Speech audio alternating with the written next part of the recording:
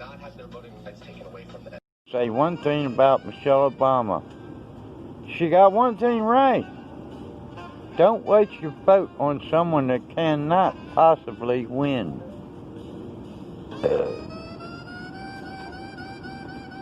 And Joe Biden would be in over his head. Remember one thing.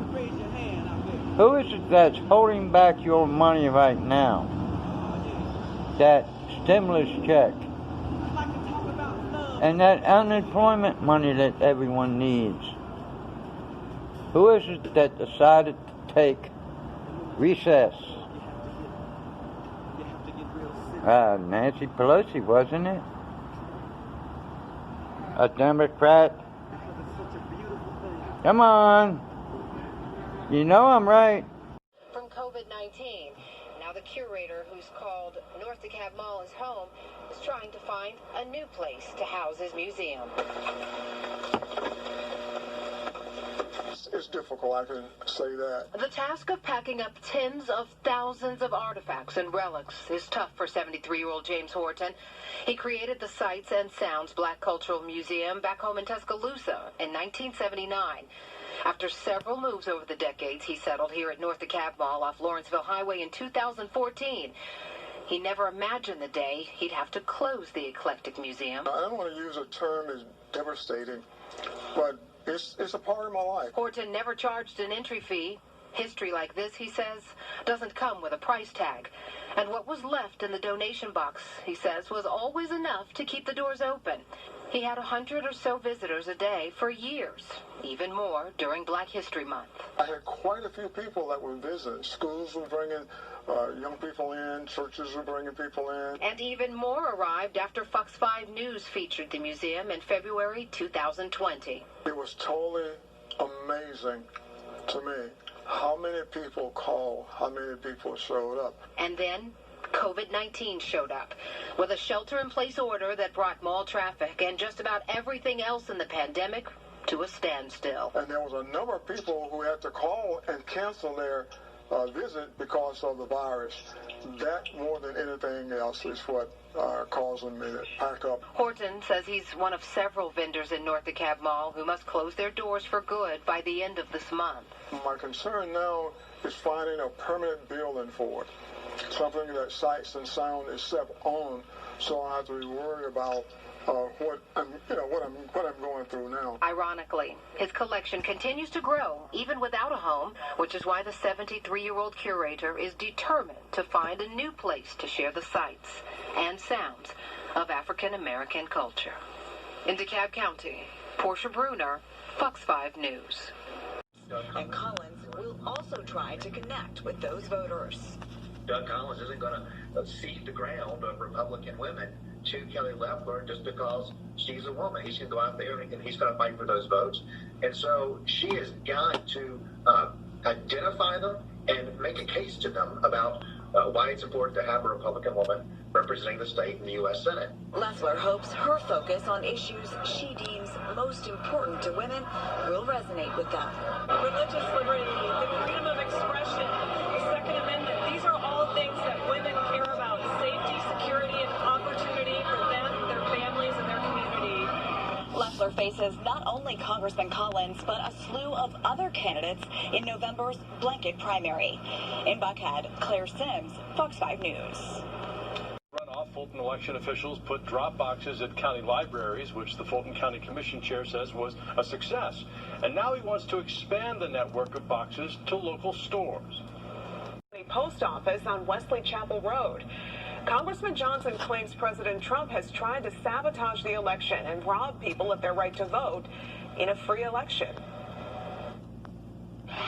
It's undemocratic, it's authoritarian, it's fascist behavior when it's coupled with his attempt to destroy the reputations of the intelligence community, the State Department, our generals.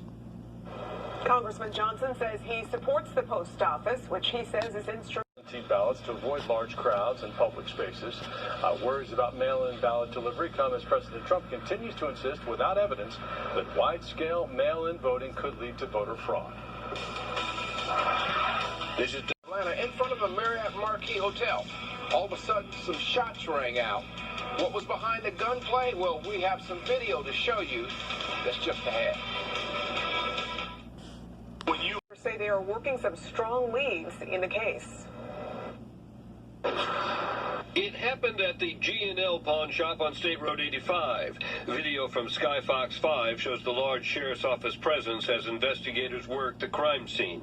Sheriff Barry Babb tells Fox 5 News the suspect came in with the bag, opened it up, produced a handgun, and stuck it in the owner's face. Business owner is okay, but during the altercation between he actually fired a shot at the perpetrator. As the robber was leaving the pawn shop, the owner got a round off with a 12-gauge shotgun. Don't think that he was actually hit by what we could see on video and evidence inside the store. They say the man went running down State Road 85, going north in the southbound lanes, and met up with the driver of a silver sedan. Anybody that may have seen subject running on the 85 highway this morning around that time, if they saw a vehicle pick him up, anything like that would be very helpful to us. Her friends turned violent last week in downtown Atlanta. Atlanta police want to find a woman who they say shot into a man's car in broad daylight near the Marriott Marquis Hotel. Fox 5's Morse Diggs joins us now live from northeast Atlanta. And Morse, what do police say they believe led up to that shooting? Well, in the casual encounter, the female, they say, did not agree with something the man wanted to do. Besides whatever went on between these two, a police officer from Atlanta says what concerned him also is that the gunplay put other people's lives in danger. It could have gone real wrong that day. Atlanta officer Anthony Grant cannot explain the reaction of this unidentified woman authorities are calling a suspect in gunplay. It happened on a recent Sunday afternoon in downtown in front of the Marriott Marquis. The victim explained he had a brief encounter with the friend. He met her out of state. I believe it was in Indiana, and they had met up at the Marriott Marquis. The image shows what police believe is a weapon at her side. Following a rendezvous, the male explained he had to leave Atlanta to go visit a family member. He told the woman to take her items out of his trunk. It escalated, and he just had tried to remove himself from the situation. And unfortunately, she didn't agree with that. Police say the woman then shot 2 times into the tires and also into the car. There could have been a pedestrian around that got hit by a round. Morris, you know, this was a brazen act. Trump was actually innocent, but they were sending him to jail anyway. Would you mind? See, I wouldn't mind. Is that fair? Rudy Giuliani is Rudy Giuliani has reportedly been telling people that he's launching a podcast, but the people he's been telling just stand there quietly in the department store. Lawyers for President Trump have filed an appeal to the Supreme Court to keep his tax returns secret, so you know they're bad. This is like if your girlfriend asked to see your texts and most. And Ossoff's plan could raise taxes on Georgia workers over $2,000 a year. Fewer hospitals, more taxes. We can't afford John Ossoff and his agenda for Georgia. Senate leadership. I hope y'all understand that it's Nancy Pelosi in that crowd that is holding up your stimulus check and the money you need for unemployment. Now, I don't know about anybody else, but $200 and some odd dollars to get Georgia, anyway, a week for unemployment, plus the $400 a week.